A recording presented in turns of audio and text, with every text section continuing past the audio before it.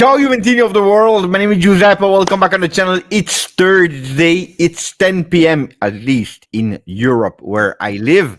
And we are back on Thursday with the usual schedule. I'm not alone, today we have a beautiful guest together with me. We have Zach, we have Kevin, we have Frederic, but we have a fantastic chat that is always present. Bogdan is together here with us.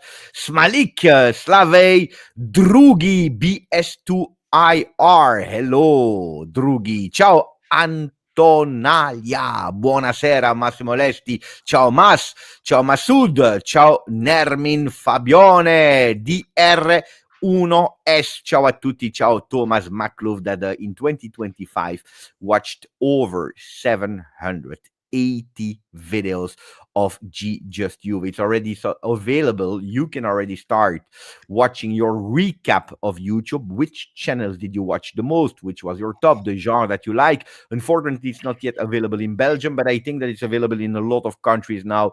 North America, Germany, UK. Anyway, it's always a lot of fun, and it's always nice when you share it with Turin Giants. With me, you can always share it on our DMs on Twitter, Instagram, and whatever. We are live here on YouTube, GJustjuve. You know it. As always, we start repeating where we are available here in replay, and then in audio, in podcast format on Spotify, and on Apple Podcast, on Turin Giants channel. Don't look for GJustjuve because you will not find it. And don't forget also, if you want more content, if you want to listen to Frederic, to Zach, to Farad, to special guest, to Zach, to a lot of people, go to Turin Giants official on YouTube.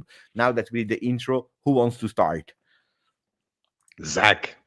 Buongiorno, Zach. Always nice to be here, Beppe. 3 wins on the bounce, and dare we say 3 more to go. I think we got some really big games coming up, and I am feeling optimistic, Beppe. Optimistic indeed. Wow. Buonasera, Kevin. I am very happy to be here. It's not often that we get to celebrate 3 wins on the bounce, and let's see if we can build upon it. So we have the positive, we have the one that is waiting. Attenzione. Buonasera, Frederic. Buonasera, ciao tutti in the chat, ciao everybody. We'll see. We face our biggest test for a long time now. We need to confirm. We saw good things, we saw bad things, we saw mediocre things, but now it's money time. Simple as that. And now the strength and the mentality of the squad will show. So it could go both ways. I'm not positive, I'm not negative, I'm in between, but I am very anxious for the coming series of games that we need to face. For the people that do not know, let's show them. Wait, maybe I should share the screen. That's never a bad idea. Otherwise, people will not be able to watch it. It's easier and much more simple this way. So we have Napoli on Sunday. I should put it a bit bigger so that people can watch it as well. Okay, here we go. Yeah, it's a bit more clear. Napoli this weekend, then the 10th of December, which is Wednesday, we play Pafos. There's an important game if we want to go through in Champions League, at least in the top 24. Bologna, that lost against Cremonese, but pay attention, they just won today in Coppa Italia. So it's a team that is not dead. Roma, Pisa, Lecce, Sassuolo. These are the games until the 6th of January. Today I was looking for Federico Gatti, how long he could be out. If they are telling us 1 month, it's until the game of Sassuolo. But from what I hear, it's longer. So we can take Cremonese as well, Cagliari as well, probably Benfica as well. We can say that it will be from Napoli to Napoli on the 25th, 26th of January. That's where we play against Napoli. So, yeah, it's 9-10 games that Federico Gatti will miss. But indeed, the games that we are speaking about where Zach is confident, where Kevin, he wants to wait, and Fred is anxious. We are speaking about Napoli, Pafos, Bologna, and Roma. Am I right or wrong with these 4 games? Absolutely correct. When I said 3 games, I was thinking league games. Obviously, Pafos extremely important for qualifications. And Beppe, let's be real, I relish a challenge, and this month is going to be an absolute challenge. So bring it on. A question. Kevin is out already. He decided it's over. It's over. Question. And I also want to involve the chat in that one, and probably I will put a poll. If we beat Napoli, are we in for the Scudetto? Absolutely. Absolutely. And for 2 reasons, Beppe. For 2 reasons.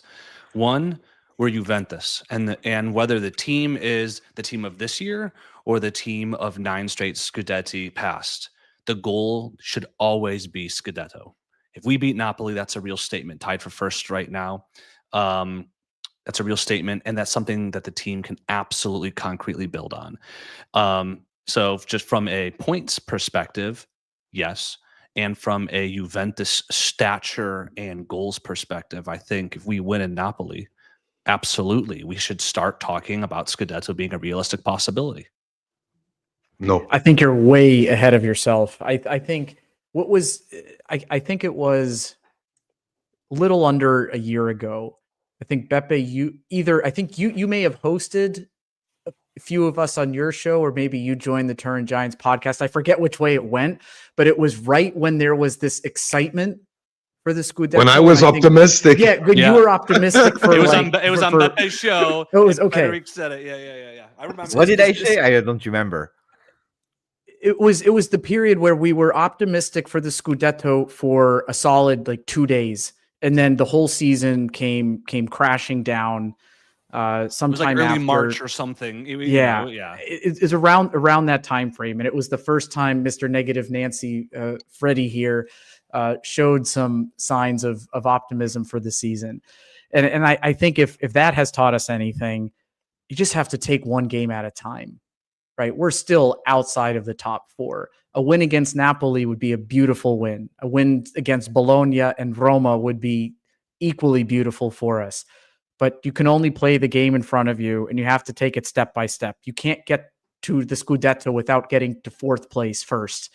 And I think, Zach, you're right. We have the right and obligation as Juventus to start every season thinking about the Scudetto. But here we are right before the winter holidays, and we're sitting outside of the top 4. So I don't want us to get carried away. But contextualize that. But contextualize that. And I agree with what you said. But you're talking 5 points, right? Outside of top 4. Let's not get it twisted. It's not like we're 12 points back or anything like that. 5 points. It's a logjam at the top, no question. But when you have Inter playing Como the same week that we play Napoli, the point swaps could be massive. And I think when we're going to talk about the 3 wins, Juventus is finally growing into what Spalletti wants them to do, and performing and getting the results that Spalletti wants them to get. And when you're only 5 points back with still the majority of the season to go, as Juventus, you should start challenging yourself to get there. It's 5 points, but it's still 6 teams, though. I get the point you're trying to make. It's just one game at a time. I think, what good is it to win against Napoli if you can lose against Pisa? Because we're not at the team symbiote. No, but I mean, we're not at that point that we say we are capable to beat the lesser of teams. Because a couple of seasons ago, that was a given. You went to Pisa, you went to Cremonese, you went to Cagliari, you went to Parma, and you knew that for 90% of the time you won those games. So the make or break games were the top games against a Napoli side, an Inter side, a Milan side, a Roma side. Now we are very much capable of winning a game against Napoli because it's not impossible, but also drawing or losing against Pisa. So for me, the forthcoming games are not some sort of barometer for our Scudetto race, but are the barometer of the mentality and the growth aspect of the team. Because if we can somehow round out those games in a positive fashion, due to being a mentality or playing style or whatever, then you have a basis on which you can build and grow. And then if we enter late February, begin March, and we're still clinging on to, let's say, between second and fourth place, then we can start, drawing some conclusions or projections. But now I think it's too early. And the second point that I wanted to mention is also the pressure. The pressure for these players. I think if we do something positive now, it'll be a positive outcome for the team, for them as well. But if you then start adding on the pressure, and Italian media is known for that. Juve are back in the race. Juve will compete. Juve will this. Juve will that. I think for these players, that's something that will cripple them instead of give them wings. So I'm a bit dubious about that. But like Zach said, it could go that way as well. And that's why I feel that these 4 games for us are a make or break in terms of what can we build upon and where are we going to be, or what can we achieve realistically, because the points are there, the difference is there, and it's not a big margin. But are we smart, strong, and hungry enough to take advantage? And I think that's the big question of this season. I think if we lose, we will have some answers. If we win, I don't think that we will have some answers. To me, beating Napoli, this Napoli, will not change a lot at all, because it's a Napoli that we saw already losing in a really strange way this season. It's not the first time that they are losing, so it's not an unbeatable Napoli. It's not the Juve of Antonio Conte. If you beat them, you beat them in their home. We know the story of Conte. We know the story of Spalletti. We know that they won the Scudetto. So you did something really, really, really beautiful, also because it's your 4th in a row, but it's only your 2nd in Serie A in a row. And don't forget that we had a lot of difficulties to beat Bodo. We had a lot of difficulties to beat Cagliari. The game against Udinese, we won. We convincingly won. I was really happy about the game of Udinese, but don't forget that 2 years ago, we are in a bad situation. At a certain moment, we are beating Salernitana 6-1.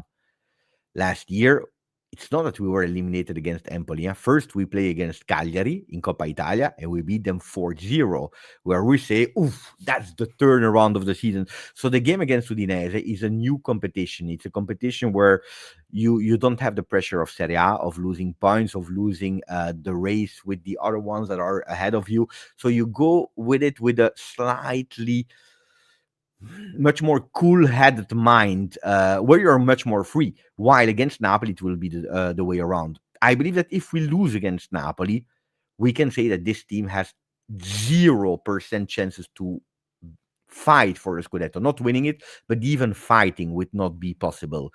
Winning against Napoli, and then I let you speak, but if we look at this Napoli, they are missing Lobotka, Lukaku, Meret, De Bruyne, Gilmour, Anguissa, Gutierrez. They are missing their entire midfield. They should play with Elmas and McTominay in the midfield. That's it.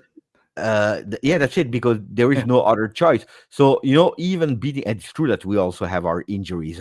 We also have Vlahovic, Gatti, but beating this Napoli, I think personally, will not be enough to say we can now win the Scudetto, but it will be a really beautiful one. And then let's see what happens against Bologna, because before going to Pisa, there is Bologna and Roma that will already say a lot, my opinion. But I see that the chat is quite divided in the poll.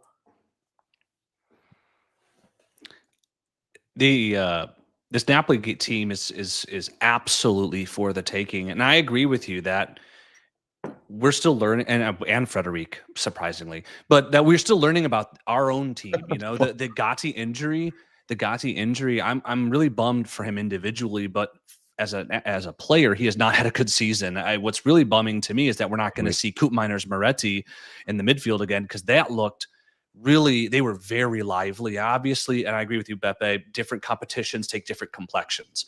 And this was sort of a B-side from Udinese, but I really wanted to see more from that. I thought Koopmeiners really showed a level of confidence and control over a game. Moretti showed like he put his big boy pants on, and collectively that could really work well for us. Unfortunately, it looks like Coop's probably going to go back into defense in the short term, and that's a real bummer. But moving beyond that, who was your top 2 against Udinese? say that again. Who was your top 2 players against Udinese, individuals? Oh, who did I we said say, top- Frederic? Who did top we 2. say? I want to be consistent. Who did we say? I think my answer. we went for or I went for Koop. Oh yeah, and I think I said McKennie. Yeah, I would have said Yeah. McKennie as well. I said yeah. I said Koop and I said somebody else. I can't remember. We honorable mentioned David's contribution and Mhm. Openda to some extent. Obviously, both had goals chopped off. But I think Miretti had his best showing in the Juve shirt in quite some time.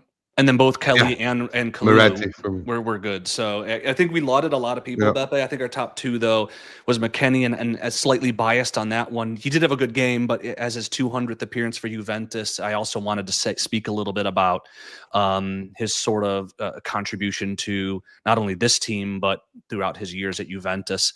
And then Koop Miner's displaying a confidence and control that we haven't seen him display at Juventus in the midfield ever, which was really nice to see. No, I agree with both of them. Then you can add Jonathan David to it. You can add I would not say Miretti to the MVPs, but Koopman, McKennie, Jonathan David are there in the top 3. Yeah, I agree 100%.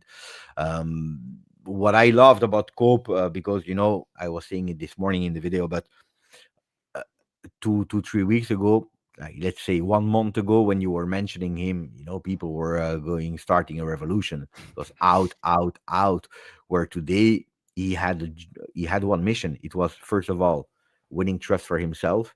2, gaining trust again from his teammates, because you remember the words of Spalletti after the first game where he said they are not looking for him. They are not giving him the ball because they were not trusting him. And that's what he's doing. And then the third mission was to do the same performance that he was doing in the back, where he was a bit more in his comfort zone, a bit more upfront in the middle of the field. And he did it. Now the next mission will be to be consistently also there in the midfield, also giving some goal contributions, because that's also what you expect from Teun Koopmeiners. But I think he's on the really good path now because of an emergency.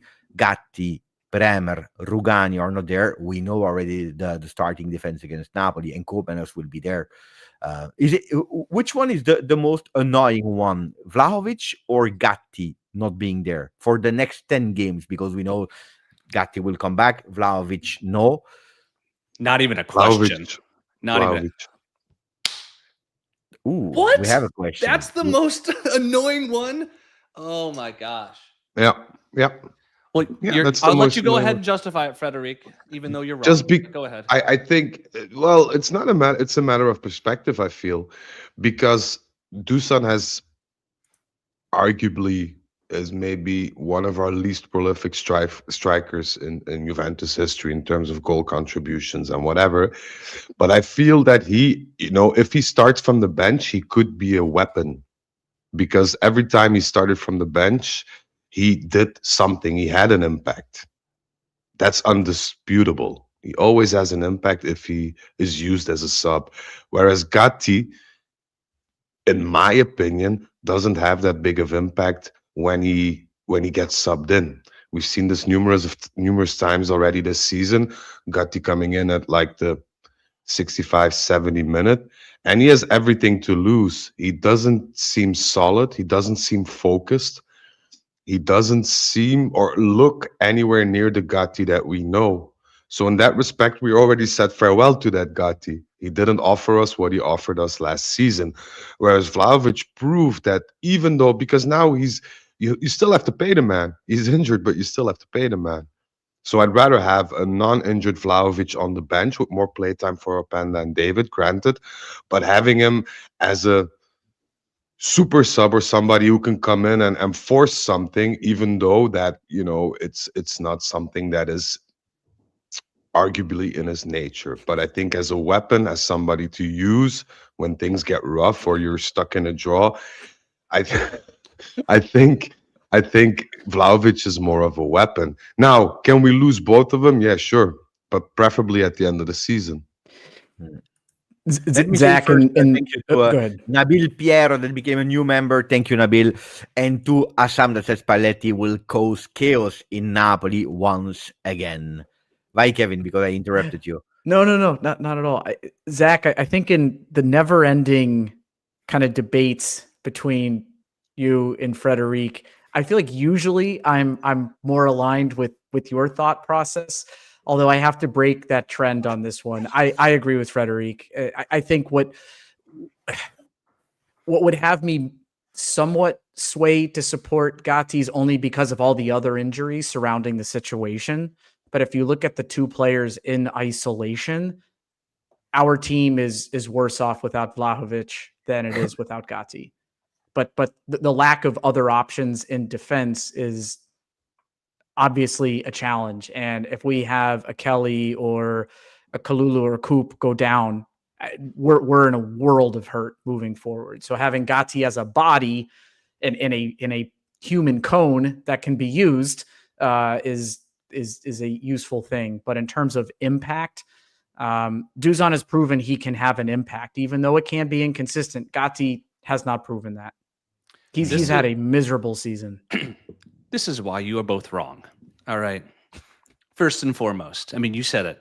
Defensive depth. Has Gatti had a good season? Absolutely not. But if we wanted to see more of a Moretti Coop midfield, we need a body to put there, Kevin. So he supports our midfield, or he supports our defense. He allows us to have a different complexion in midfield, certainly one that showed a lot of promise.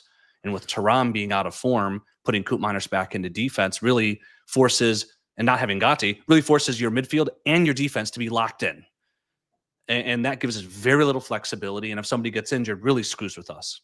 On the flip side, having no Dusan really forces management to put the money where their mouth was.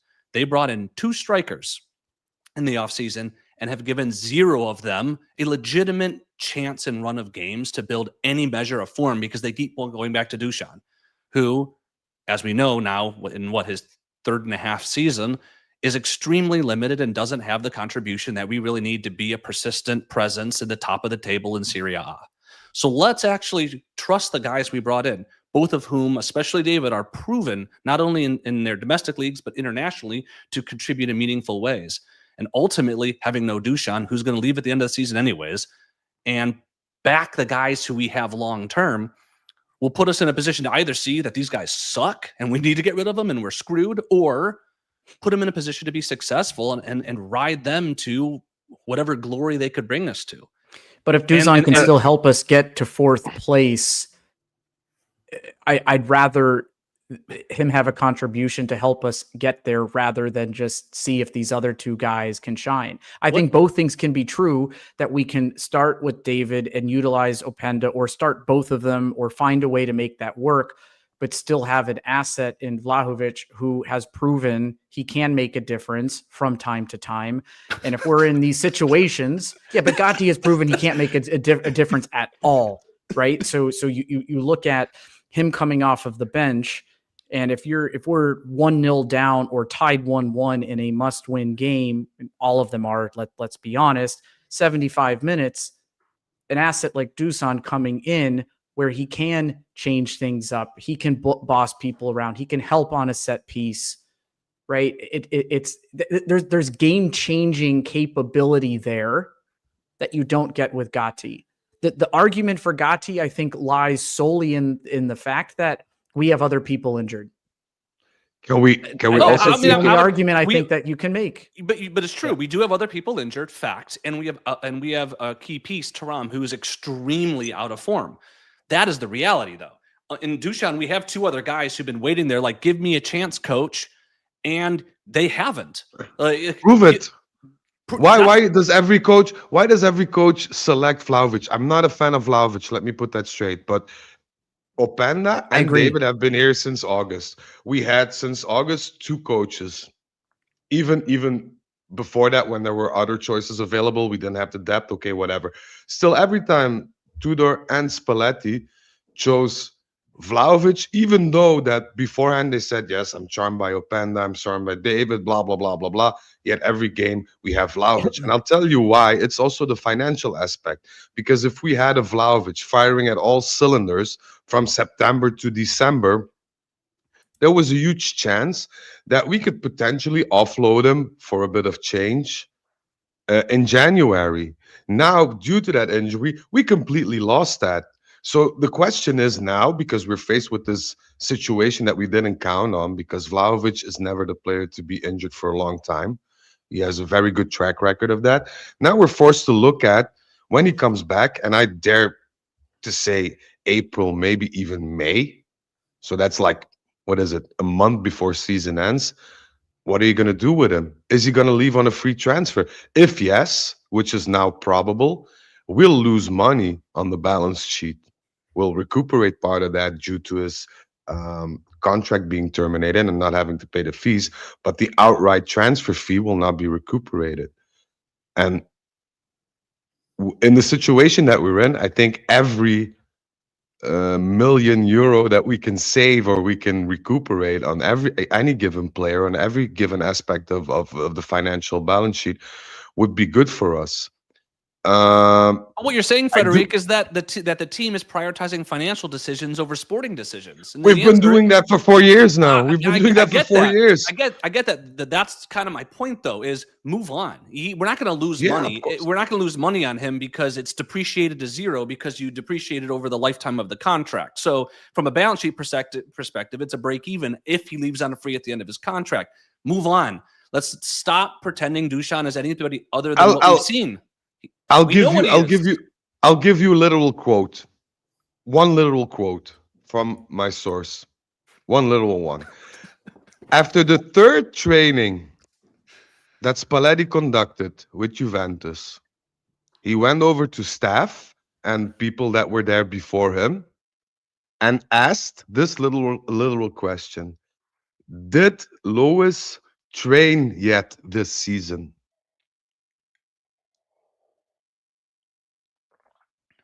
I mean, to me, that doesn't sound like a player who is firing from all cylinder and who you would give trust into pulling yourself out of the mess that we're in. So I think Openda on that regard is not a flop, but is somebody that we banked on more than we hoped that he can bring eventually now in this season. I'm not saying that the Openda from next season will be different, but you have certainty in Vlahovic. You know Vlahovic, you know what he can do, and you know that he's always trying his best to be in shape. Opendaki is the badge. Oh, then we give him Vlahovic's contract then. What is it? 8 plus 4? He was trying to miss the goal, eh? Did you see that? I don't know how that ball goes in, but he got very lucky. That's for sure. I said the same thing on our podcast. It was the way that he finished it was so poor. Yeah, this is like 12-year-old level. When you see a scramble goal at players around 12, 13 years old, you see that there was no proactive body movement that made him comfortable to put his body behind the ball. He's a player that's out of shape. And I hope that the minutes that we eventually need to give him will bring him back into that. But if you don't have the shape in training to begin with, which is the thing that Spalletti said, then, that's your basis. If you don't have that, then you cannot expect to play 90 minutes a week and say, oh, now I'm on fire. It just doesn't work like that. So I expect more from him. Speaking about celebration, I want to put a topic on the table. And if you don't believe me, I have pictures that I didn't prepare, but I can find them really fast. Why is it already the second time that we don't celebrate when Jonathan, or at least we celebrate, but not with him, when Jonathan David scores? Looks like they are running away from him. Did you notice that or not? They ran to McKennie, if I'm not mistaken. You're talking about the first one or the second? The first one or the first one? The first yeah, one. So the second one, we understood that it was that you would cancel it, so they didn't really celebrate. But that first one, so what is happening? The situation is he's going between two defenders. That ball goes in. We don't know. Today, we still don't know who did touch it the last. But anyway, he goes up in a kind of celebration, but there is absolutely nobody because McKennie run there and Cambiaso there. Nobody cares about Jonathan David. And he's the one that slowly is obliged to join the rest of the group. And then they realize, oh, he's there as well. I didn't understand that. It's not That the is first the time. Huh? it's the disease of this team. Because I'll tell you why. The same thing happens with Cope. You can see it even in practice images. The same thing happens with other players. The players that we yell about, oh, they forgot to play football, they can't score, they can't pass, they can't do this, they can't do that. Before, in our glory days, we had a core of Juventini within the team that took it upon them as a group to welcome in new players and mix them and make them intertwined with the group. We don't have that anymore. And that is why a lot of players are underperforming. That is why the Juventinita, like we like to call, or the team symbiosis isn't there. That is the issue. If you come in a dressing room, you have Chiellini, you have Buffon, you have whoever's there, even Pirlo at the time. I don't care. Say, welcome to Juve. We're going to help you. We're going to introduce you. We're going to get you sorted. We're going to. Then, for the group, you're set on a stage. You're part of the team. There's nobody who does that now. So you come in as an individual and you remain an individual. And it's impossible for you if you don't feel mentally good within a certain set of players, it is impossible for you to make any kind of positive change to that. I This is, was for me, the biggest reason. I was extremely, extremely pissed off because if you see it one time, you say, Bo, they don't really know. But it's Bodeglimt. It was today. We don't go to him. And it's really starting to be extremely annoying because you need to involve them. You really need to involve them, especially them. Like Frederic says, especially the new players, you need to involve them to make them part of the project. It's a beautiful moment for them. Oh, and then it was extremely smart because that goal is he touched it or he didn't touch it. We don't care. It's his goal from the start. And you have a fantastic pass from Koopmeiners. He goes, he understands. And he's saying to McKennie, here, go, because I was offside. So he's leaving, he's going, he's actually entering. The goal he built it up. 75% is his goal. So no, I was really really shocked when I didn't see people going and celebrating I with him. I Really, experienced the same as a player, to be honest, because I know how it feels, and that's why I'm so vocal about it, because it's not a good feeling. I transferred from one team to another. I went higher up in the league, and I was, because of my contract, I was one of the third most paid players. And I came there and I tried to make a good impression. I came early. I was very cheerful to everybody. I tried to get involved as much as I can, but I was forced out of the group. I was forced out of the group and I didn't know why. And for months, it was like clinging in my head and not making sense, not knowing what I did wrong. And then all of a sudden, I think it was something before Christmas, I scored a hat trick and nobody seemed to celebrate or care with me. And after I got mad, so I asked for, from our captain, I asked for an explanation. He said, well, it's normal. You came here, we haven't seen you, and you just arrived and you're in the top three of play players, while we have our central midfielder here who's been here for 7 years busting his ass, and you earn more than him, and he's even older than you. So that's very frustrating to me because I just wanted to do my job. I wanted to help the team. I didn't care about the wage bill. I didn't care about the bonuses. Just wanted to play, score, give out assists, and I was forced out of the team. And to after me, that, this after is the first thing that they need to fix. yeah, Otherwise, you cannot think about anything else. no, About even competing for top four if you don't create a team. Tizinho, new member of the chat. Grazie, Tizinho. And then a question or a comment from Osama that is writing, thank you, my friend. I won't believe in the Scudetto with a win against Napoli. But if we miraculously get 9 on 9 points against Napoli, Bologna, and Roma, I will 100% believe. But Osama, if we win 30 next games, I will also start to believe. Like that is easy. No. The question was, do we believe if we beat Napoli? I closed the votes. 43% of the chat said no, we don't believe. 58% of the people, they agree with Zach, because they say yes, if we beat Napoli, we believe that we can win the Scudetto. I won my Osamai first wants poll, a bit Beppe. of I won my extension. first poll, and I'm feeling good. I like the optimism, boys. I like the optimism. It was a bit, it was not a lot, not a lot. But anyway, you won. 58 is 58, no? No, The that was Bologna something match that will be really- harder. Yeah. Go, Fred. Go, Fred. I just wanted to say I'm more worried about the Pafos game. I think the Pafos. Pafos. No, I'm really Yeah, worried yeah. about that I because saw someone saying even if we beat them 5-0, I don't know. Oh, Pafos is tough. Huh? It's really tough. we won't beat Pafos 5-0. That I can tell you already. But will we beat them as a whole? I don't even know if we'll beat them. And if we do, what else do we need in order to progress in the competition? Because this is for us, it's not only the financial things, but also to attract new players. If you can be in the spotlight and you can be in the knockout stages of a Champions League, it matters to a player because they see, oh, Juventus made the knockouts without me. I can do it next season. I can be there because they'll be better with me. So imagine where we can land as a team if I'm there.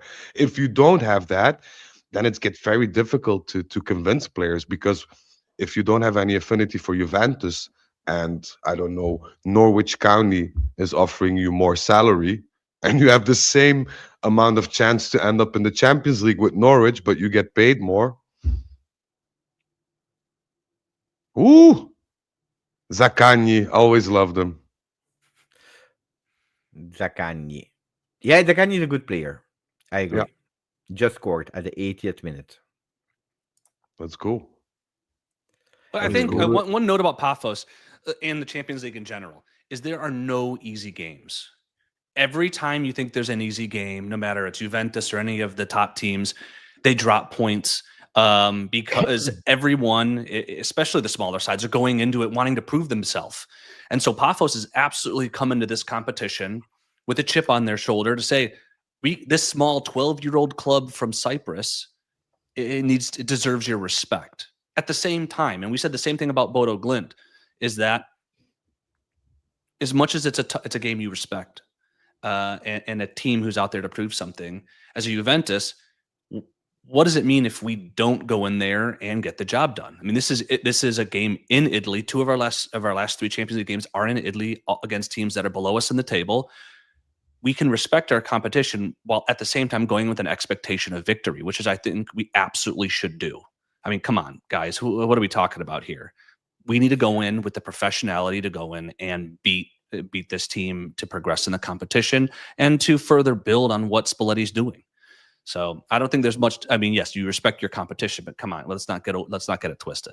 0-0 against Olympiacos. They lost at home 5-1 against Bayern Munich.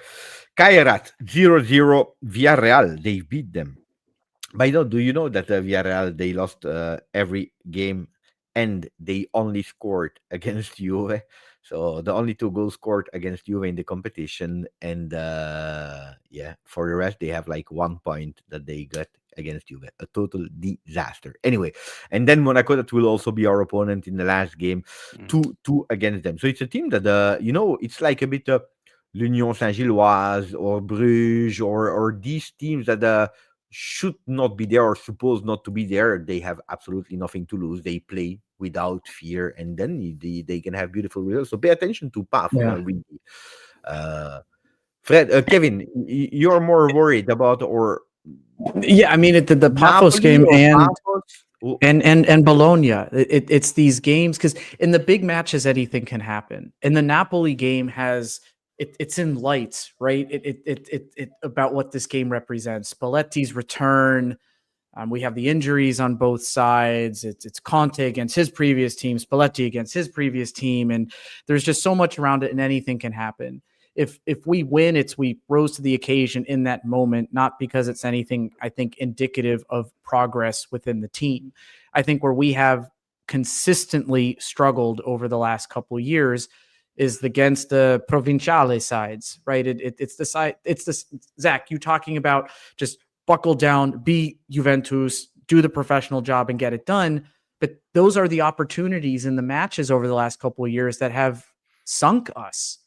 And it's the games that we're expected to win and we should win and just go put in a good professional result and win 3-1 or 2-0, pack up the bags and go home is where we've struggled. So Pafos, yes, is one of those matches that I get concerned about. Bologna is the tricky side. It's similar to Como, right? Like Como is another side that plays very well, that should be outside of the top four, but we struggle against. And until we are predictably beating the sides we're supposed to, those are the games that I'm always going to be concerned about. Because if we're beating the teams that we should, then that shows progression of our team. The beating kind of the so-called giants and the title contenders within Serie A, to me, doesn't show progress unless the rest of it falls into place. Question. 2 minutes about Zhegrova.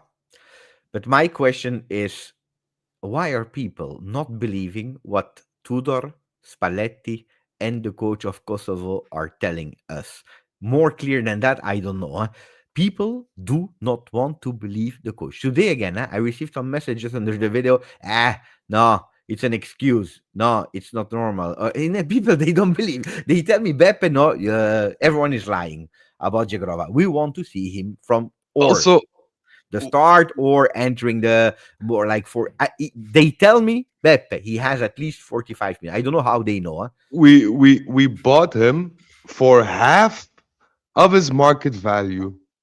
I think Zhegrova is a player that's a 40-50 million euro player. A And healthy. if fit, we purchased him for what is it, 22 plus 2, something like that, some weird. Why do you think they did that? Because Comoli has such beautiful eyes, because his French is so good? No, we bought him knowing he was injured, knowing he has that He's damaged pathology, goods. that pubalgy, which will take time and which is a very big risk. So I we bought a find it player a with a risk. complete BS when it comes to Zhegrova. I can understand to manage him slowly, but 10 minutes every 3 games, that's completely nonsense. That's what people are writing me. If Zhegrova, and correct me if I'm wrong, Zhegrova, if he reaches Thursday, Zhegrova has a lot of practices on Thursday that he passed out on. Mm. Why? Because it's the end of the week. The workload gets too heavy. The times that he trained on Thursday, he left with ice packing prior to the end of a training session. Which means if the workload gets too much, he feels pain, he gets this aching. I don't know how it feels. I never had a pubalgia in my life, but it can't handle it. It takes time. And we cannot administer things that will help the pubalgia because they're all forbidden products. Even if they're not performance enhancing, we could use peptides, which has been a debate in modern football lately, which are not banned, but they are frowned upon, let's say. We can use it to speed up the process, but it's very clear that there is an injury that is not an injury that lasts a month and then goes away and it never comes back to haunt you.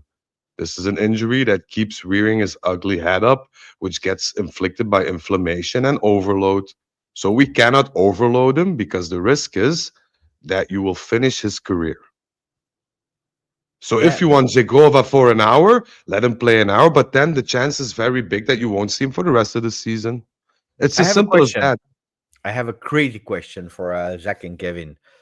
If he has 25, 30, let's say 30, if he has 30 minutes, let's say, would you be as crazy as that of starting him and subbing him out at the 30th minute against Napoli? I would do that. No, you don't do that, Beppe. Because people are used to it. Why are we changing in the last 30 but not in the first 30? I think for this particular match, I would scare you, Conte, in your home. You know what I heard today? I heard today Conte, he's already planning to leave the ball to Juve. That's in his mind. So that is interesting because I feel going into this match, what we absolutely have to avoid is the early goal. And we need to be composed for the first 25, 30 minutes and keep it to 0-0 or somehow squeeze out a goal of our own.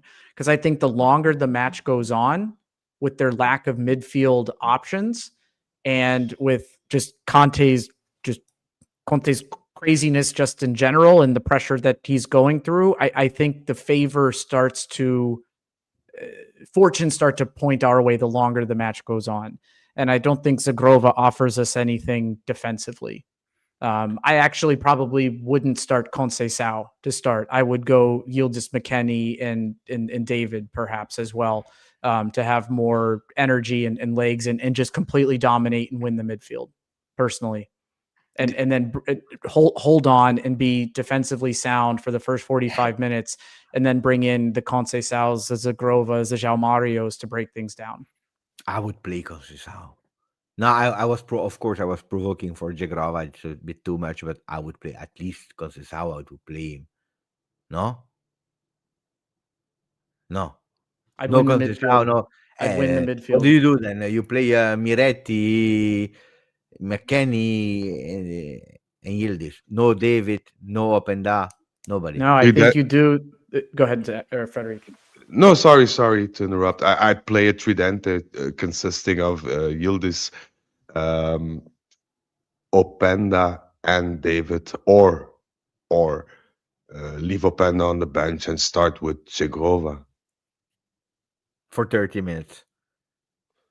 Let's see. I don't know what he's capable of. And that's the thing nobody knows, because there are practices in which Zhegrova, after practice, before taking the ice baths, before heading to massage therapy, he didn't feel anything. And then the next day, when he came back to practice, he was limping a bit. And suddenly at night, it started, reacting again. So you never know. But to me, in order to exploit the huge gaps Napoli have, is you have to take them by surprise.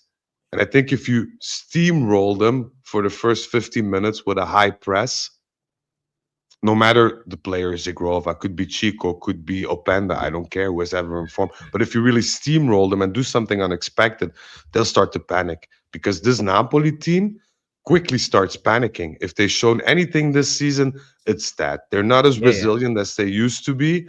They don't have the belief, the fire that Conte transmits to them players anymore. They don't have that certainty anymore.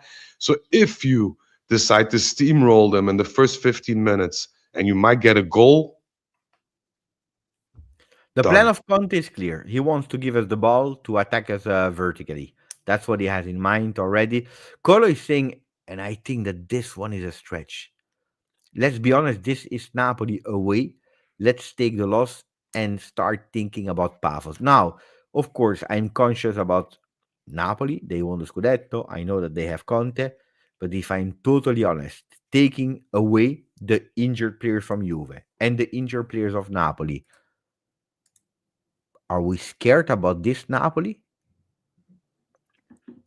So let's put aside the Conte factor. We put aside the Conte factor, the history, the Maradona. Milinkovic-Savic, Bökema, Rahmani, Buongiorno, Di Lorenzo, Elmas, McTominay, Oliveira, Neres, Lang, Højlund. No, this team is there for it. It's definitely there for the taking. And I misspoke. I would not put McKennie in the Tridente because that would require Kostic to start, and I don't want him there. I would prefer to have Conceição on, or I'm sorry, I'd prefer to have Cambiaso on the left and put McKennie on the right to do win back. And honestly, based on what we've seen recently, I'd put Miretti in over Thuram. You lose in physicality. If you put Thuram probably on.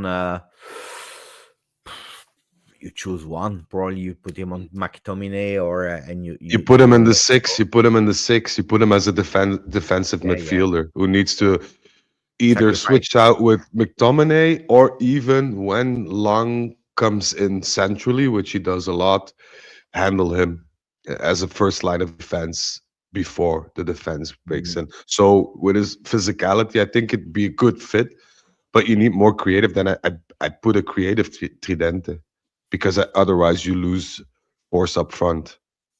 And McKennie is Would he be somebody who can be crazy? very valuable.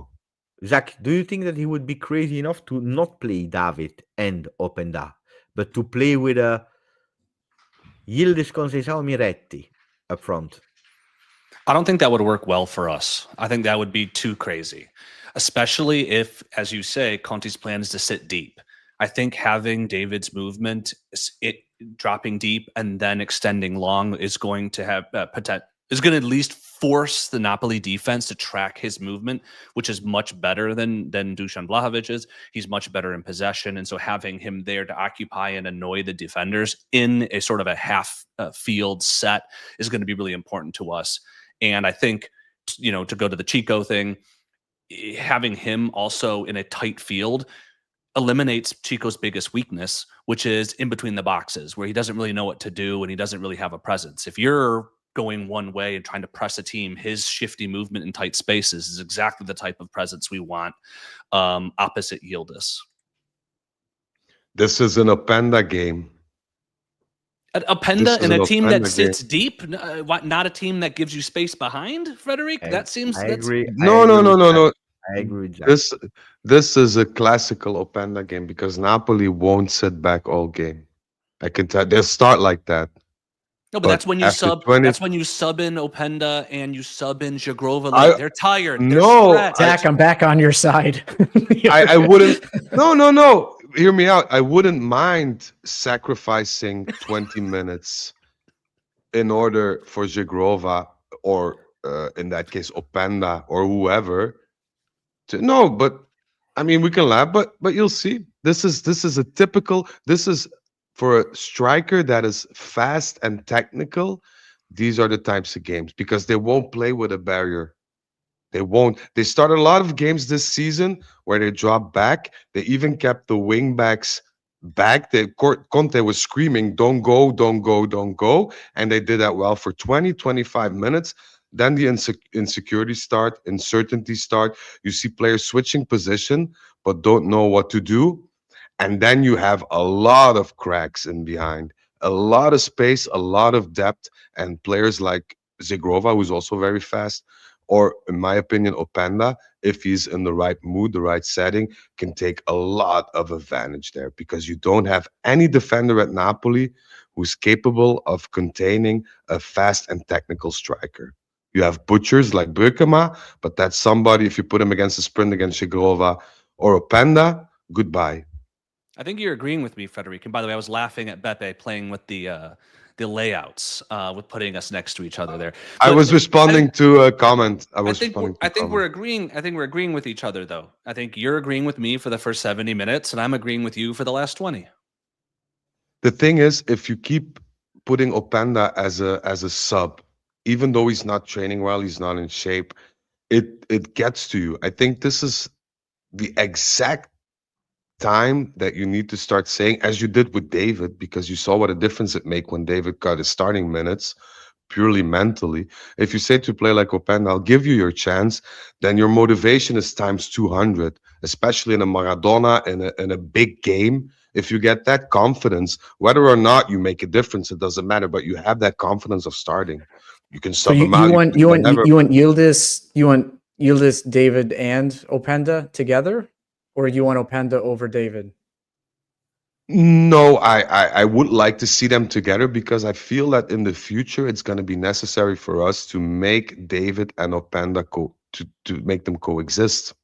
On that one, I agree. Yeah, I do agree with that. I think that complementary, they can be really, really strong. The problem is that we have so many offensive wingers, if they are in form.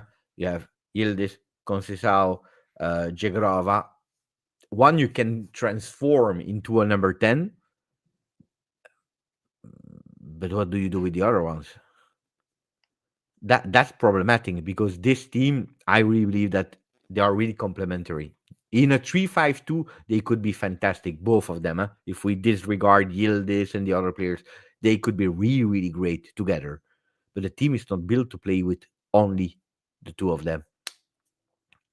And you still come to the I think what we've been saying all season now, you still lack then that central midfielder that can put on his weight in terms of assists and scoring. We don't have that. We could see Cope returning to that, but we need a fit back line to do that. So Cope's renaissance for us is now a bit of a curse, because due to the injuries, we need to force him back into the defense, which also creates a bit of issues for our midfield as well as the players up top. So it's a lot of things that Spalletti has to juggle with, and I hope that if Spalletti stays in the summer, he gets some saying into how the team should look and how it should be more balanced, because our team is just not balanced. We have so many wingers, we can put them to sell popcorn in the stands, but it doesn't help the lack of quality in midfield. So it's a bit unbalanced there, and it's a lot of making things happen for Spalletti, which are kind of forced upon him, which doesn't allow him to bring the complete style or the overhaul that he maybe envisioned. 0 minutes for Adzic in Cagliari and in Udinese, Coppa Italia. Spalletti decided it's over. Not over. I think you pump the Here brakes you a go little bit. again. No. It's One not is going to be. saying yes, the No, other it's says not no. much to say here, because look, we talked about it. The young kid. You remember what I said the last time Yeah. that we met? I said if he has the balls, he plays him immediately against Cagliari from the first minute. And I disagreed with that, Beppe. I think you sit a young kid down and say, we still believe in you, but this is what it's going to look like. You take time. We talked about giving people a run of games. It's clear that Moretti is the player next up to get that run of games in order to give him an opportunity. He's 3-4 years older. He's a player that needs the opportunity to prove it, or he's done. Adzic still has time. And I know no player wants to be told, we're going to be patient with you. They all want to get out there and do it right away. And I think Spalletti realized his error putting him out there. What was it, the Bodo Glimt game? That was just so... It was not the game. We agreed on this, Beppe. It was not the game to play Adzic. And so I think Spalletti is instead taking a step back and saying, hey, we're going to take things slow with you. We still believe in you. You're going to have to be patient, though. So I don't think it's done with him. I don't expect to see him much this month, but you saw the schedule for January. Really was a more favorable, no easy games, but a more favorable schedule where we might see him getting a little bit more of an opportunity, especially to rotate in for a guy like Moretti, who is going to need a break. You have to loan him out next season and see if he has what it takes. You have to loan him out in January. He won't be utilized. Even January. Yeah. He won't be utilized. I could tell. Now that Moretti's moved up in the pecking order, because that is something that Spalletti was very curious about, and he said that in one of his first interviews. He said, I think that Moretti is a very good player, but I cannot have an opinion about him because he's injured. And he was still suffering a bit from that injury. Now he gets minutes, and he executes very well. He does it very well. So I think for Spalletti, he's the first joker card in midfield. Where does that leave Adzic? I don't know. I know for a fact that Spalletti was furious with Adzic because they spoke together before the Champions League game, and Spalletti gave him a lot of confidence, even in that talk in the dressing room with all the players in front of him. And then to pull out such a performance, which is not only mentally, it's also, you saw the lack of oomph, the lack of fire. That is something Spalletti doesn't stand for. He didn't stand for it with Totti, let alone with Adzic.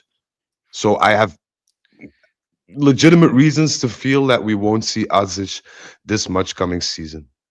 I think what you said about Totti and Adzic is a little bit of a stretch, Frederic. But I think the reality is if we bring in a center back in the winter transfer market and or some of our defenders become healthy. It bumps Coop into the midfield. If we continue with the two-man midfield,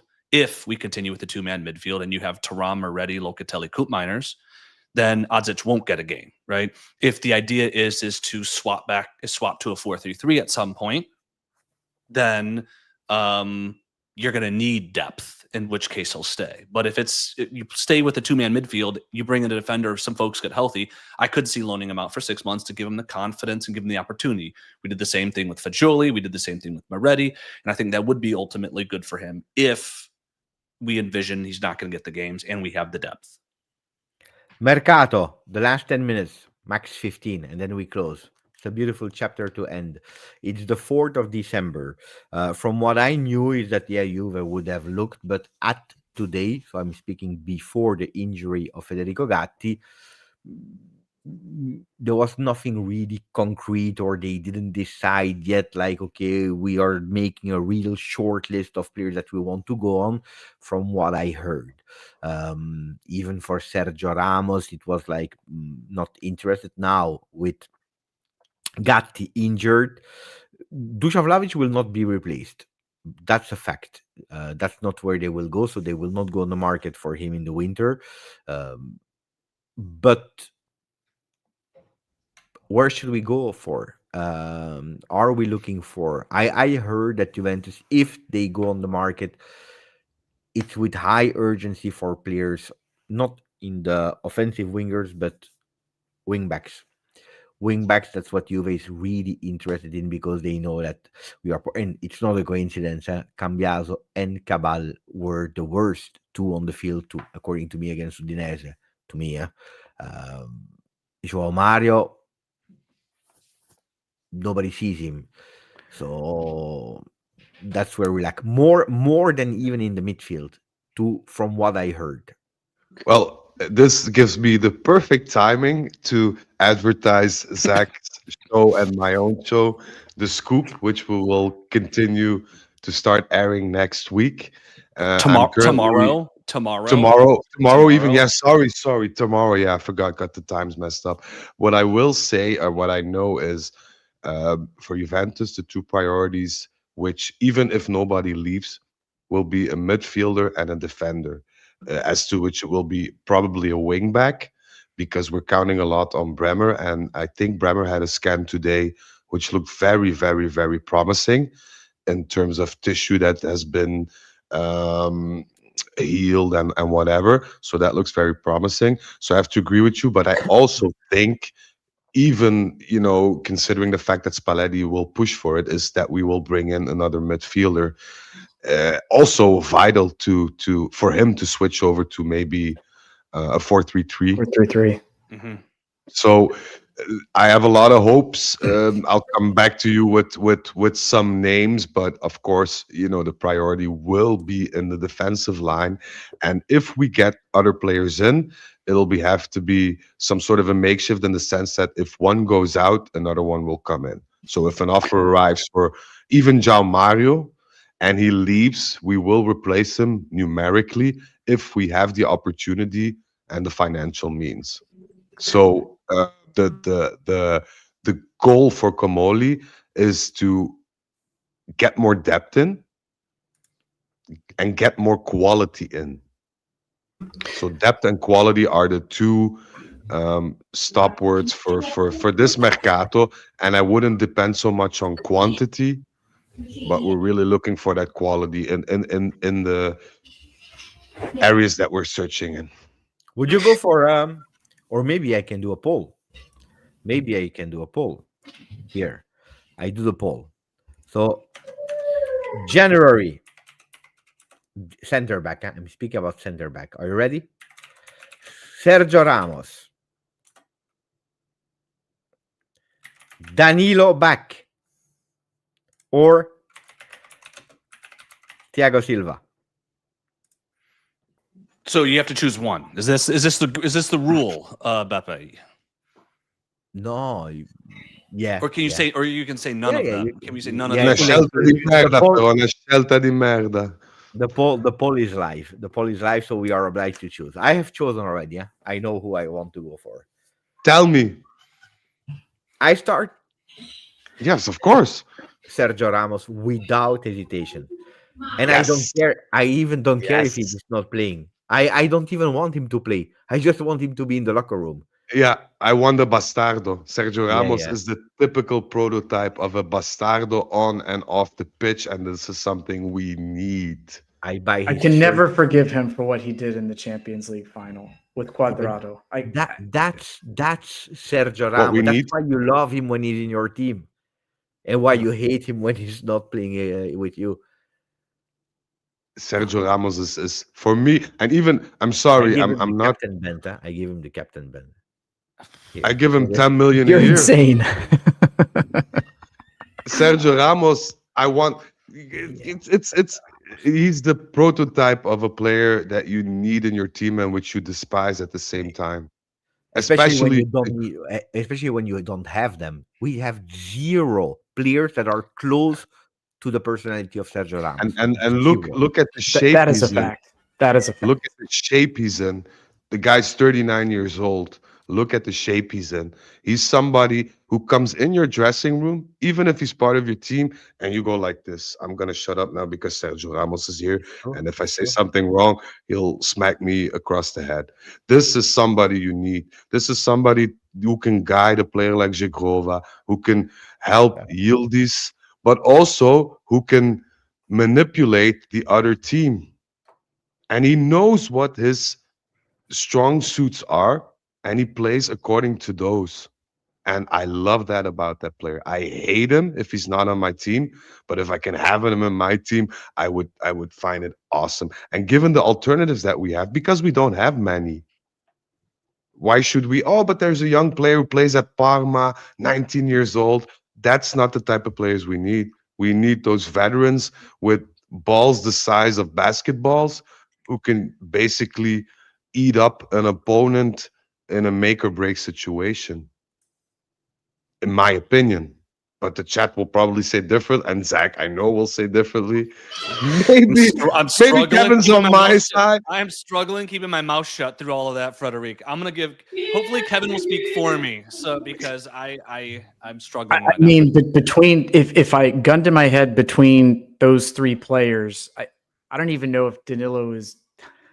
Zach, when we said Sergio Ramos, It's that's me. That's a happy version of what I was feeling inside. Could you see the deadness? Look at the deadness. Look at that.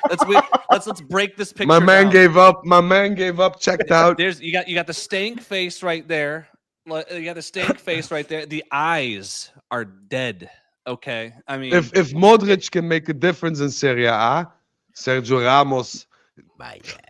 no, We're talking about Serie A. I mean, 6 months, huh? You don't give him 3 years, huh? He gives his best. He wants to go to the World Cup. He gives use that character. motivation. Yeah. If it's between those three and the Danilo option is actually realistic and that can be done, then if I have to choose between those three, it's him.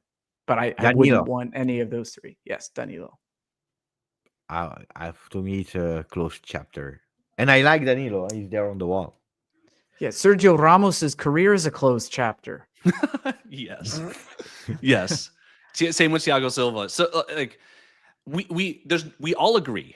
We all, the four of us, agree that On we what? need a leadership presence, a player who's been there, who's done that, who can come in and take the team and say this is what winning looks like and set the example. We saw the effect on Milan when Ibra came in, right? We've seen the effect of Milan again when Modric came in. You see the effects of some of these teams when proven winners come in. I think the difference is that both of those players for Milan could actually still do it. Sergio Ramos is done. Thiago Silva It's is not true. done. Oh, absolutely done. I saw his body Danilo today. still has football left in those legs. We did him absolutely dirty. As much as I agree, That's another story. probably the chapter is closed there. But if I had to choose between those three, and I would probably choose none. Holy mother. Hype train too much, Beppe. Hype train too much. But Pepe, Danilo, go on his Instagram. Show the clip where he's boxing. just for my amusement. Go on the Instagram. Is that what it's for, Frederic? No, but I mean, you have to And stay. when I he's mean, running in the street like Rocky Balboa, mamma mia. I mean, he's in shape. You can't deny that. You can't look at him and say, well, he's not. He is in shape, and he will add something to the team. I'm not saying give him a contract for 3 months, but for the time that we have left for this make or break season, he could be an added value, especially since we have to pay him almost nothing. He'll come in transfer free in January, or something around like the 500,000 euro mark. And he couldn't be an added value. Even if he doesn't, then you don't lose anything. That's the thing. You have all to gain, but nothing to lose. Whereas if you take a younger player who needs to develop, who needs playing time, still needs to make mistakes, then it's a bit of having a lot to gain, but the risk is a lot higher as well. So in that regard, and given the lack of bastards that we have in our team, I'd say bring him in now. The funny thing is charter a plane to Mexico, put him in the cargo space, drop him off. Me, not in shape. E la Madonna. Well, are you trying to buy him a drink, or do you want to play him for your team, Frederic? What I mean, there's a shape and then there's football shape. Yeah, I mean, look, What a beast! What a beast! you keep talking about how mentally weak this team is, and then you say you need a bastard in there. Like, Okay, you want come me on. to close the debate? Today I try to. They told me chances for Sergio Ramos to Juve 2.5%. So you're saying there's a chance. I heard Yeah, differently. I was happy. I said, "Oh, I think there is hope." I heard differently. Oh yeah. I heard differently. So I tell you the story that I heard. I heard that indeed there are some people that send people around to get Sergio Ramos to know him better. This is the Comoli strategy.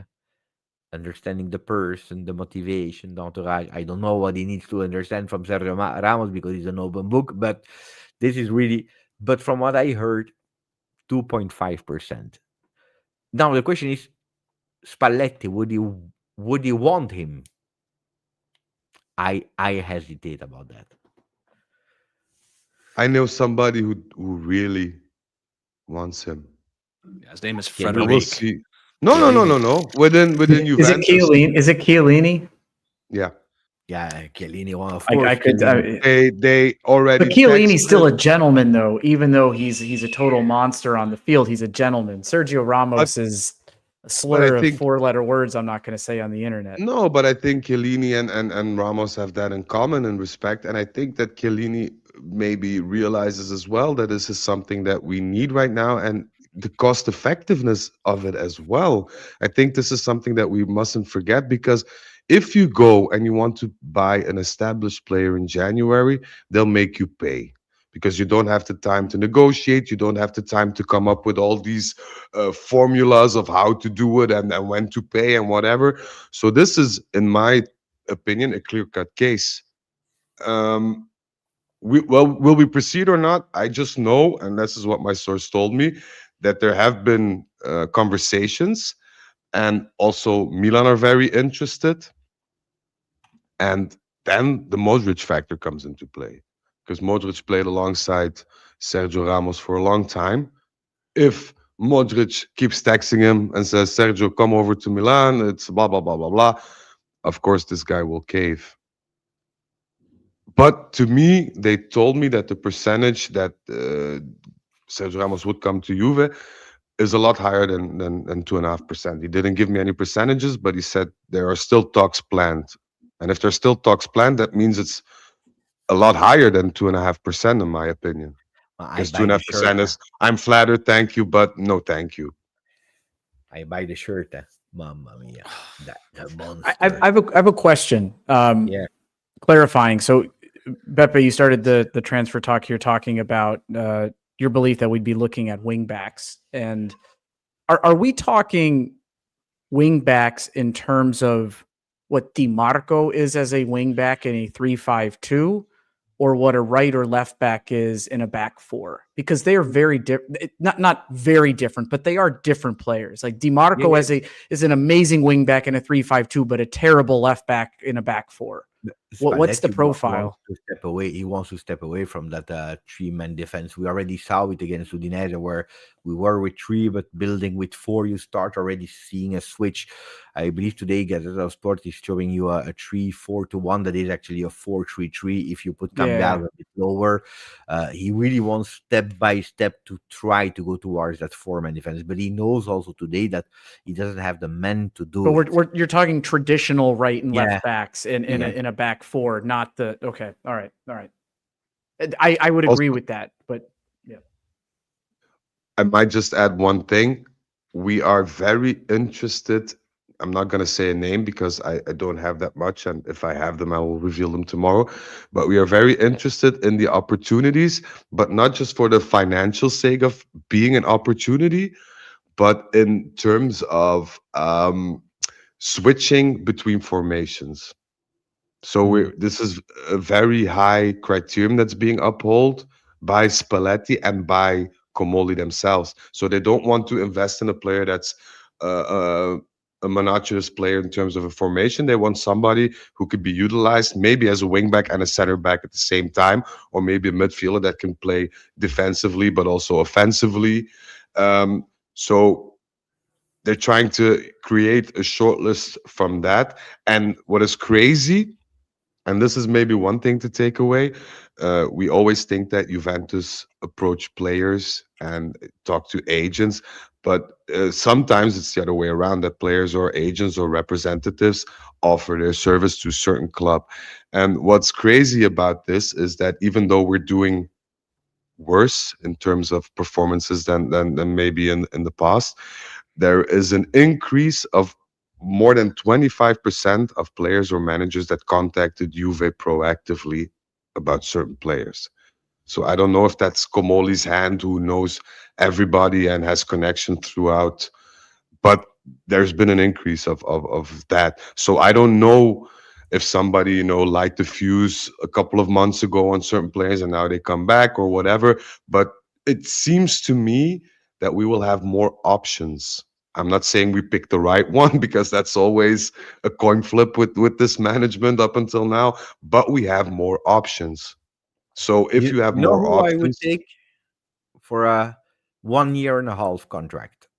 I 1 would year and sign. a half. Yeah. So 6 months. So now immediately plus Okay. 1 year. I would Spalletti? take on the 25th of December. I would announce him.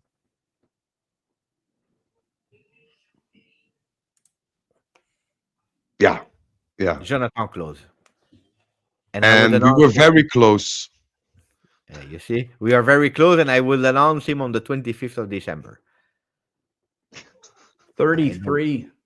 25th. But we had but we had nobody talks gets the with joke, him in the guys. summer. It's a joke, but nobody gets Santa it. Claus. Santa Claus. Bravo. It was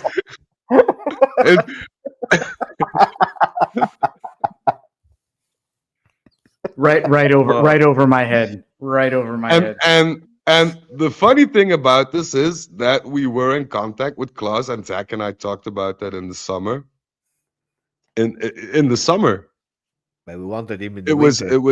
It was a very almost a very valid thing that happened.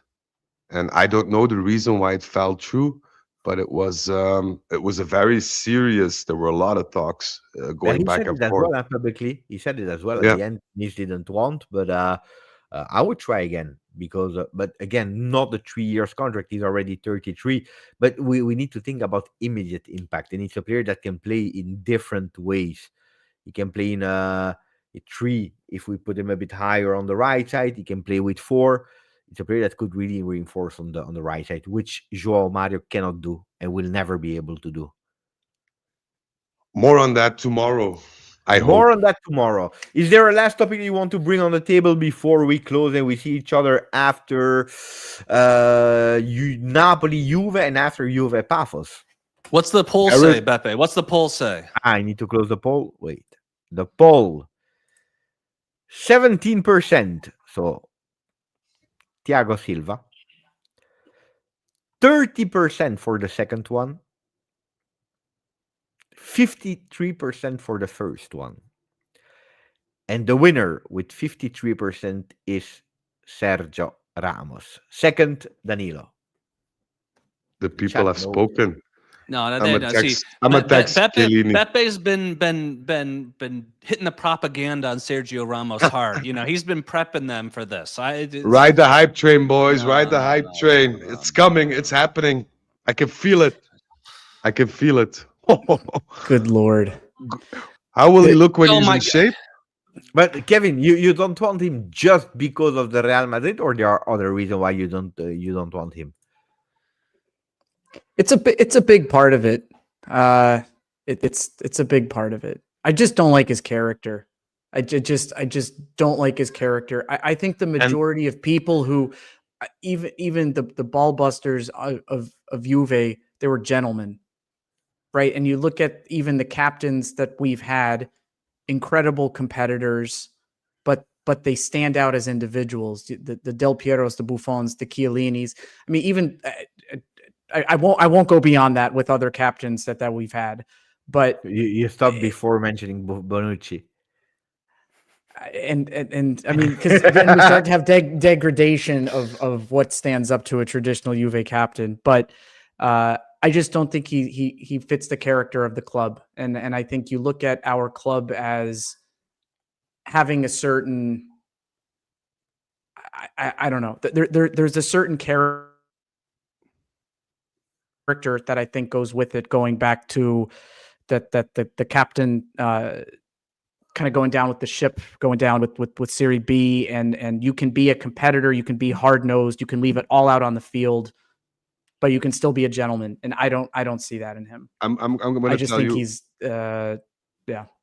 One short thing off the field, Sergio Ramos, not in footballing equations, family, friends, community, is the nicest, most giving person. Maybe not in the world, but he's a very nice, caring, and giving person.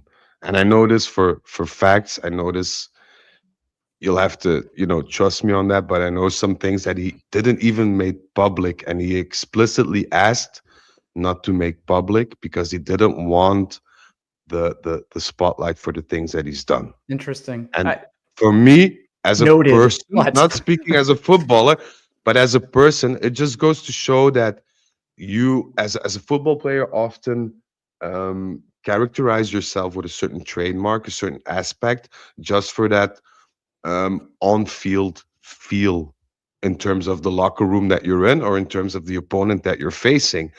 But if off the field you do the things that are very important and choose not to stand in the limelight because of those reasons, for me, you're just a good guy.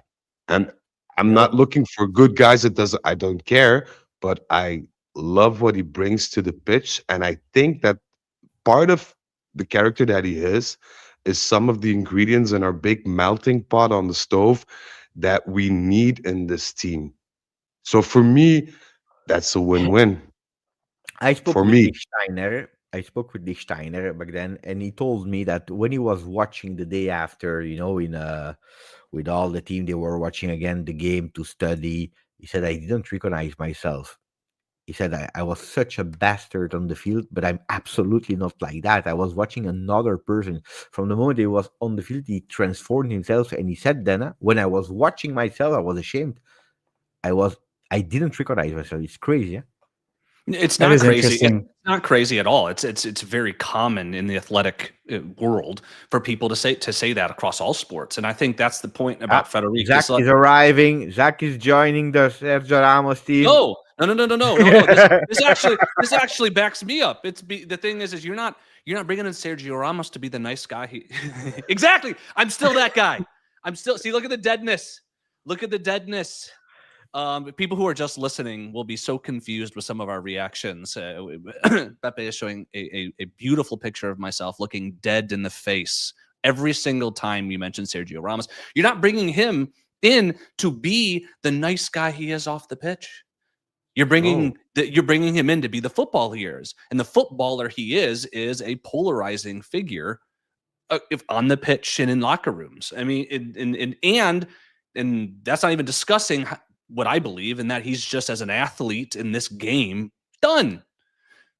So we don't need to go back down the greatest hits. But- You've seen, but you Zach- all see my face, how dead it is. But Zach, we just leave one it there. question, and then we'll leave the Sergio Ramos debate. If you, as a striker, like a mediocre striker in Serie A, and you see the lineups, you play against Juventus, and you see that you have to play against, let's say, Gatti. And a couple of months later, we have the return game, and you see that you have to play against Sergio Ramos. Mhm. You already have a bit of a psychological advantage because, holy cow, it's Sergio Ramos. No, you don't. At If I'm a 52 young years striker, old. if I'm a young striker, I'm like, I'm gonna style on this old geriatric, has been. But you won't, because he'll break your legs. past him, and then I'm gonna run past him because he's No, slow and old. Like, if No, I'm no, not no. at all intimidated by Sergio Ramos in there, I feel like he might 2-foot me. In which case I might be like, you know what, be aware. But Gatti won't do that to you too, because he's just a big lumbering guy too. So You know what I'm they not at all told me? intimidated by that. You know what they told me, and then we close and we say goodbye. The one that is the most fit at today from Sergio Ramos, Danilo, and Thiago Silva is Thiago Silva. That's what they told me in South Interesting. America. And that's what they told me. Some people are really watching South American football. The most fit at the moment is Thiago Silva. Crazy, huh? And he's the oldest one. He's the oldest. Yeah. I would take Good for him. Juve over Sergio Ramos. I mean, last choice. Aye. Colo wanted a prediction for both games. But it's difficult to predict both. Huh? You want to try both? So what? Yeah. The both games you're talking about Pafos, or the Yeah. league games. Okay, Pafos. Yeah. So Napoli and Pafos. 1-0, 2-1, both Juve victories. So 1-0 and Juve Pafos 2-0. 2-1. That's for Zach. 2-1. Okay. I will say against Napoli, I will continue to be somewhat optimistic. 2-1 victory. And against Pafos, even though I am afraid, 3-1. I don't think we're capable of keeping clean sheets in either game.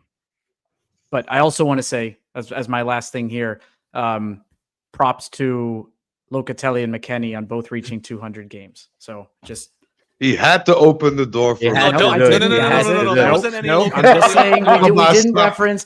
reference any player reaching that milestone. No, They've been a no. part of our club for a You're couple of right. years. Congratulations. I think the You're listeners, absolutely the right. listeners deserve to know that we met beforehand and we agreed. The four of us agreed we would not mention Locatelli to rehash those old arguments. And Kevin, you had to do it.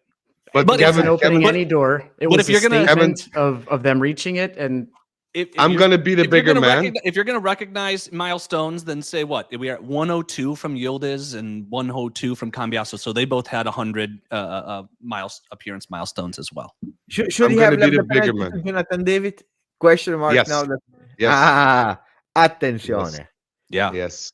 Absolutely. And it was Well- a poorly struck penalty as well. And I said that in the chat, and I'll die on that You're hill. opening the I'll door. die on that hill. But no.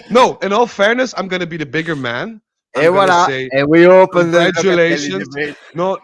In all seriousness, congratulations to both Weston McKennie and to both Manuel Locatelli for reaching their 200 caps.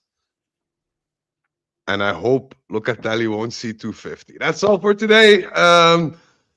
what's your No. prediction? My prediction is we draw against Napoli 2-2 and we win against Pafos 2-0. 2-2. 2-2 and 2-0 against Pafos. Hey, Beppe, save that picture of me. Anytime Frederic mentions Locatelli, just throw up that picture of me looking dead in the face of having to. So there we go. Yeah, that is what every time I he kept my mentions mouth shut for the Locatelli, whole that's my episode. face. Kevin just had to go there. it's like, you know, waving a red flag at a bull I at wasn't times. stating an Help, opinion. No, I wasn't it's true. Kevin, stating you an open the opinion. Kevin, Yeah. you open the door. It's, You kind of you know you pushed the door a bit, you know, like you didn't open it completely, but you pushed it. But you know, credits to them, because we have to state the facts. Locatelli, if you like him or not, almost every coach up until now has made him a starter. So he does a lot of things right. And I'm not saying that he doesn't do a lot of things right. It's just that my expectations of a central midfielder and the captain of Juventus are a bit higher than what he has to offer right now. And for me, that's very frustrating. But we'll leave it at that. He made his impact. He's there. He's part of our team, so I support him nonetheless. Oh, I want that guy in my team. oh my What god! an aura. Can I ask you a What quick? a Nara. Can I ask a quick question related to something that you brought up, Beppe? I know we're at the very end, but is there a publicized penalty taker priority? I mean, there must be one internal to the team, but is there do we know what sort of the penalty? At the beginning of priority the is year, at it was Juventus? Locatelli #1. Yeah. Yeah. So Yep. so in which case, like, I would have loved to see him leave it to David from a, hey, give the striker a chance, but it generally, and history has kind of proven that you stick with the priority on your team. And so in that case, I'm fine with Locatelli taking the penalty. It's good for him as well, because he doesn't score a lot due to the nature of how he plays. So it's good for him to get some extra boosts of confidence by scoring a penalty. The thing that worries me at this point in this Juventus team is that our strikers are in desperate need of that confidence as well. Yeah, And that is true. if I were the captain, and with all respect, I'd say, okay, we have a guy here that has had an awful start, has difficulties fitting into the team. I'll leave the ball to him. My time will come. I've scored It's penalties. I'll 1-0. score It's not like 1-1 where you say I don't want to put him in trouble. You are winning 1-0 against a non-existing Udinese. That's the moment where Del Piero You should be the bigger man. Del Piero gave his penalty to Trezeguet to equalize the top scorer of Serie A. Then Del Piero scored another goal on top, and he won it. But he should have given it. You're talking. We need your Del prediction, Piero and Beppe. Trezeguet. What would Sergio Ramos do? What would Sergio Ramos do? We need your prediction. Pafos, we win. We win 2-1 against Pafos. Against Napoli, we lose 1-0. Sorry to tell you. Ouch. Then that means our Scudetto dreams are definitely shattered if we lose, I think. Except if he starts Zhegrova for 30 minutes. Damn straight. And brings in Ramos in halftime. And then we win. I want to go home, but I'm already there. Buonanotte bianconeri team, buonanotte Carlo, ciao Bogdan, ciao Anthony Schifano, ciao Jan, Riccardo, Kampf, Carlo, Marco e a tutti, grazie e forza Juve. Ciao.